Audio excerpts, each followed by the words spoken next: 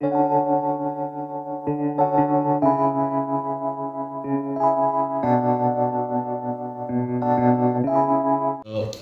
would say the only enterprise-grade technology provider in the country.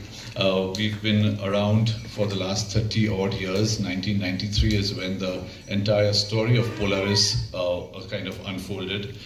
The enterprise-grade technology obviously has a lot of merit in what we kind of sell to our clients, the solutions that we provide to our clients. And that's the reason we have 325 customers across the world, and across the world means 57 countries.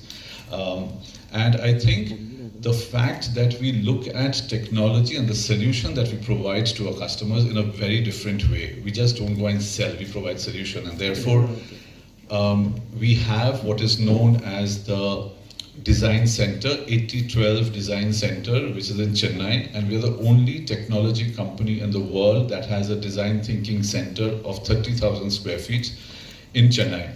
And I would really, take this opportunity to invite all of you all to the Design Center. We've had lots of not only our customers, banks, financial institutions, general public. We have large sessions with the general public, with the governments, etc. And design thinking is one of the core principles on which our products and solutions are based, and that's why I think it's so cutting edge and kind of solves what the customer is looking for. Just to give a perspective of who we are, 6 of the top 10 North American banks use Intellect as a solution. 10 out of 15 in the Middle East, 7 out of 10 in the APAC. I could keep on rattling these numbers. And I think the most important, 13 of the 15 top banks in India use our solution. Our solutions, which cover the entire length and breadth of the banking, financial institution and insurance spectrum. And we've been an integral part of the Digital India journey, and right from, there are lots of banks, including, I would say, right from LIC, RBI, SBI, all of them have some part of Intellect in their entire system. So, in the journey that we started in 1993, I'll just go back one slide. I think the watershed out of the lots of milestones that happened through the entire 3 decades plus, one of the most important things that happened last year was the launch of eMAG.ai. And the architecture of all the platforms that Intellect has built over its 3 decades of experience has brought the latest technology stack of microservices for every one of our product ranges across the BFSI segment. We have built 329 microservices that can be consumed by a financial institution very easily today with a low-code capability which is referred to here as iTurmeric. The APIs give us the ability to connect within the environment of any of the financial institutions as well as with external entities. And each of these are covered by events. You all know in your financial services, your own experience, you do certain things. Those are events. If a financial institution can take those events and connect it with this architecture, you can get good, complete and easy to use solutions. Now, what is Purple Fabric? Purple Fabric is an evolution of contextualization and personalization of your individual user journey on one leg. And I'm going to cover a lot of Purple Fabric. It is an AI platform. And we'll talk a little bit about what is AI and why is it becoming so important today. But the ability, there is a particular time and place where change happens.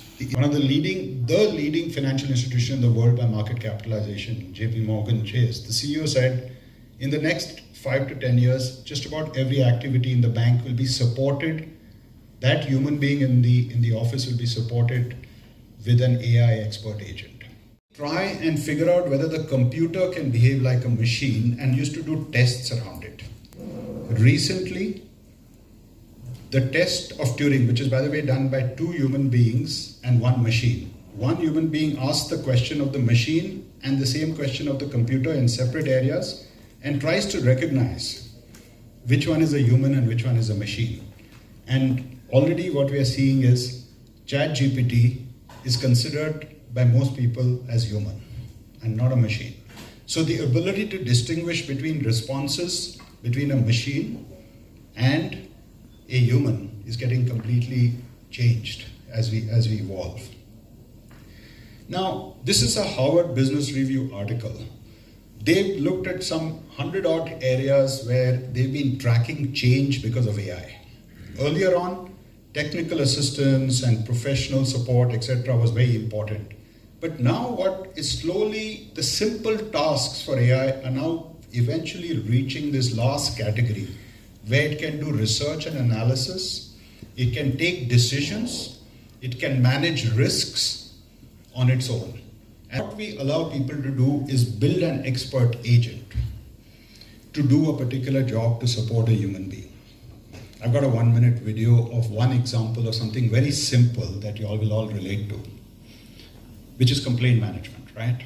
But if you think of it, these out-of-box agents, there are about over 70 of them. Intellect has them ready for a client to use those to improve the quality and performance of the human performing a particular job in financial services. But what we empower through this platform is for the customer to build his own agents. And that's what we call build your own agents. Now, if you look at the next block, where does this all come from? Today, anything that you do, including a complaint, the data will come through an email. It will be attached with a PDF file, a Word file, complaining to the bank about something that they think they're not happy with or something that's happened wrong. So the data source can be a document. It can be data that is structured. It can be data that is unstructured. It can be any combination of data. Our ability to be able to pick up that data source and then actually connect that data source through a bunch of connectors, whether it's web crawling, whether it's through APIs.